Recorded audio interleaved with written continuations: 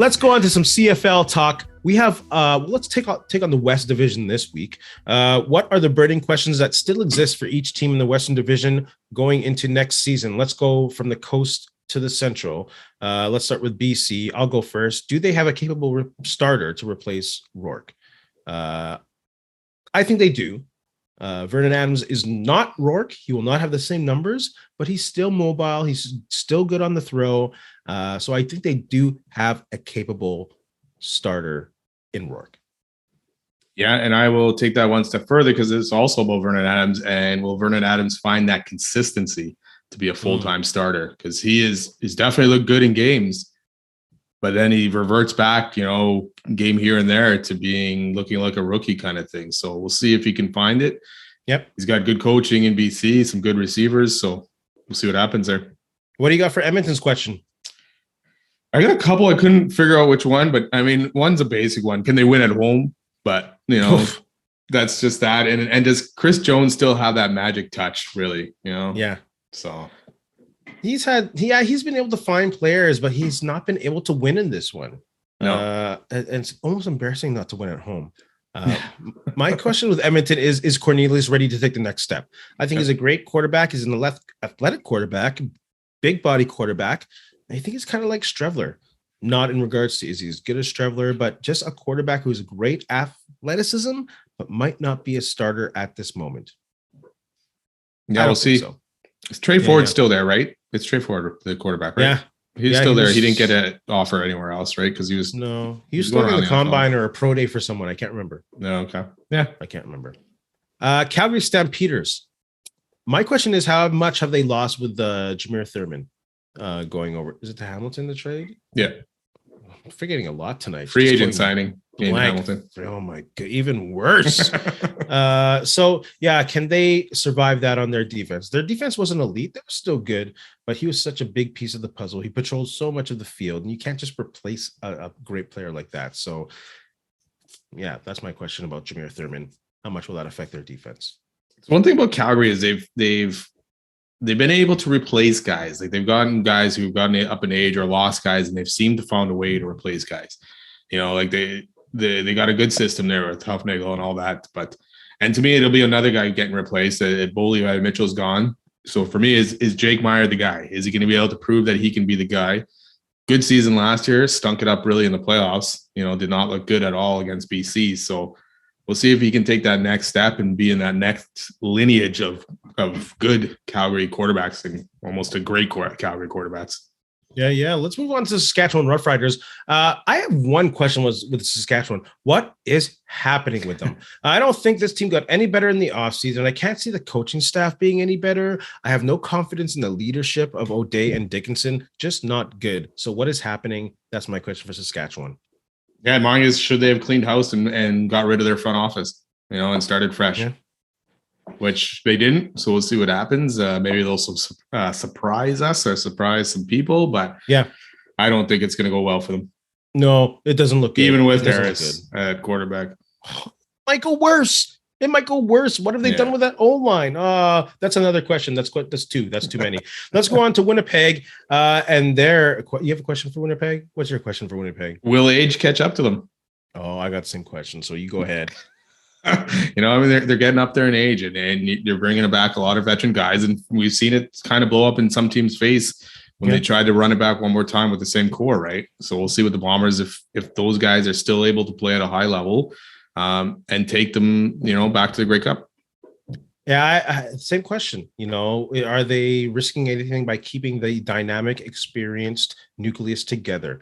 Of course, if everything goes well, everyone's healthy, it's a brilliant move because this is a dominant team. But will their age show? Little minor questions on the side. Kicking and Buck Pierce, offensive coordination. Will he take that next step? They did sign a punter to come in. Huge kid. So we'll see what he does. And so they're bringing in competition for Leggio, but like you said last week, they're bringing in inexperienced competition right now. So we'll see where any of that goes. Another CFL thing that really got me on Twitter is this Michael Ball and Randy Chevrier conversation about addressing the CFL and what it's worth and what its status is. And that's a great conversation. That's a great conversation to have. But I'm going to say right now, I I am kind of insulted as a CFL fan by Michael Ball's comment about CFL fans not being smart or being dumb. I don't have the quote in front of me. It's just like we're not dumb. The core of us know this game very well. We're passionate about the game. And if Randy Chevrier calls it a minor league, so what? It kind of is. The NFL is a show. I don't care what you say. Even Canadian kids are wanting to just more go to the NFL. That is the show. That is a major show. So we're the minor show. It's still professional. Like we're not dumb to not realize that, and we're not dumb to let that take value away from the league. So I'm a little insulted by this Michael Ball, who's supposed to be the voice of the Saskatchewan. Ugh, give me a break with this guy. That's the thing. Like saying CFL fans are dumb. Well, you know, we're core CFL fans. It's not like we've been fans for 2 years. We've been fans, most of us, since we were kids.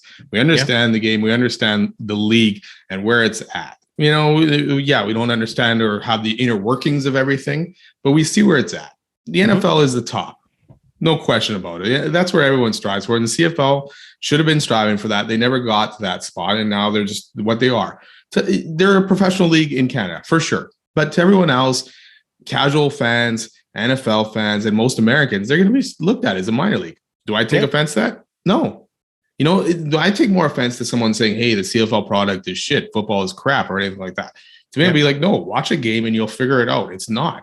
It's a lot of these college guys, you know, a lot of them you used to watch in the States, really, that come over here and play. And a lot of Canadian guys that you've never heard of, check them out.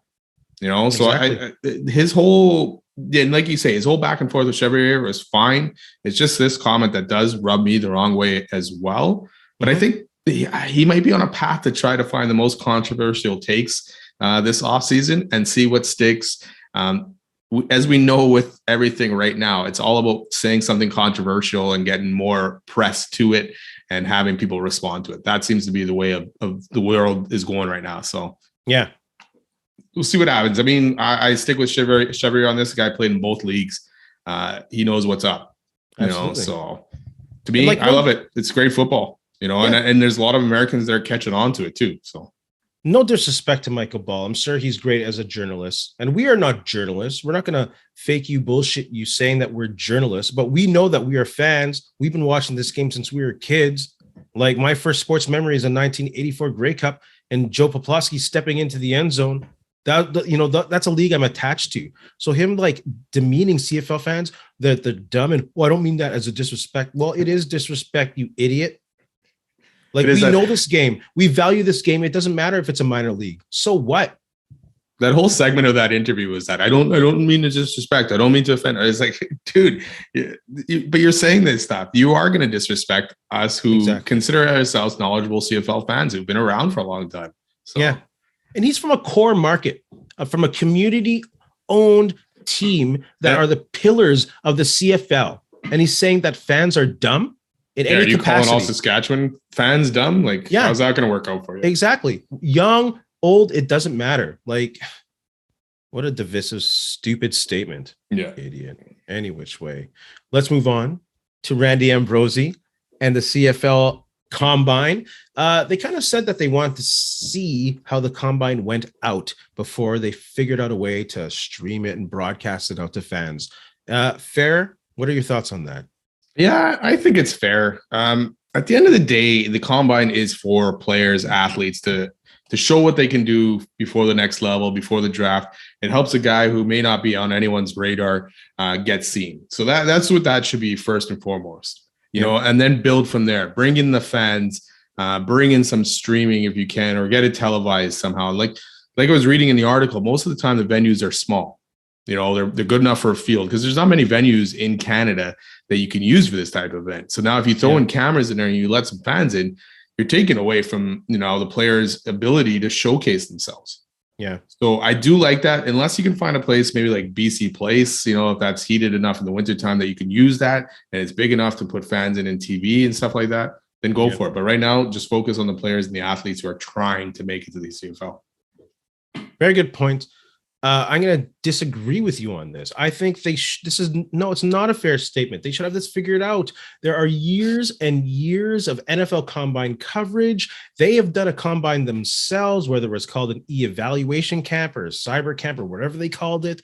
They know how to broadcast this thing. Like there was a clip on the on the Edmonton Elks social media about their defense or linebacker coach coaching up these young guys in drills. We want to see that stuff. Like, how come the CFL can't figure that out? Like the formula is there. The combine isn't new. Just put it out there for goodness sakes. Cameras aren't huge like in the 1980s, and like just have mics on some of these people, like the coaches, have commentators there, have like Davis Sanchez and Kate Berenice just looking on the sidelines. How hard is that? Have a coach talk. Like, I think it's an ultimate failure not to put effort into figuring it out, since like there's a perfect formula laid out for you in the NFL, unless Randy Ambrosi is trying to be prideful. And I think it's just hurting the game. You also need a TV partner in this all. And is TSN willing to even spend the resources to televise this, send out the panel, Kate Burness, anybody to do anything or do any interviews on top of it? Because there wasn't much coverage of it at all, right? We know Sportsnet is not going to do it. So it's up to TSN, or CFL has a streaming service on their own that they can stream some stuff. But you got to get these guys on board as well, and help you figure out how to do it properly. But I do like the fact that you're saying there was clips, so they could have even done more of that. Yeah. Right? You don't need a lot of equipment for that. Simple cell phone works good enough these days, and you don't necessarily even need TSN to be part of that. Like your YouTube Shorts. Do they even have an effective YouTube channel? Like, come on. It's so disappointing. They can't do the minor things that high schools are probably even doing to hype up their game. Ridiculous. Yeah, and that's one of the things that I was listening to. I believe it was Chevrier was saying on that the interview with Michael Ball was stuff like that. He's like, the NFL figured this out early and it skyrocketed, right? They figured out how to make them be talked about year round, social media, all that stuff. And the CFL was kind of just waiting in the wings there. I don't know what they were waiting for, what they were looking at, but they didn't take that ball and go with it. So the NFL, took off. So the blueprint is there.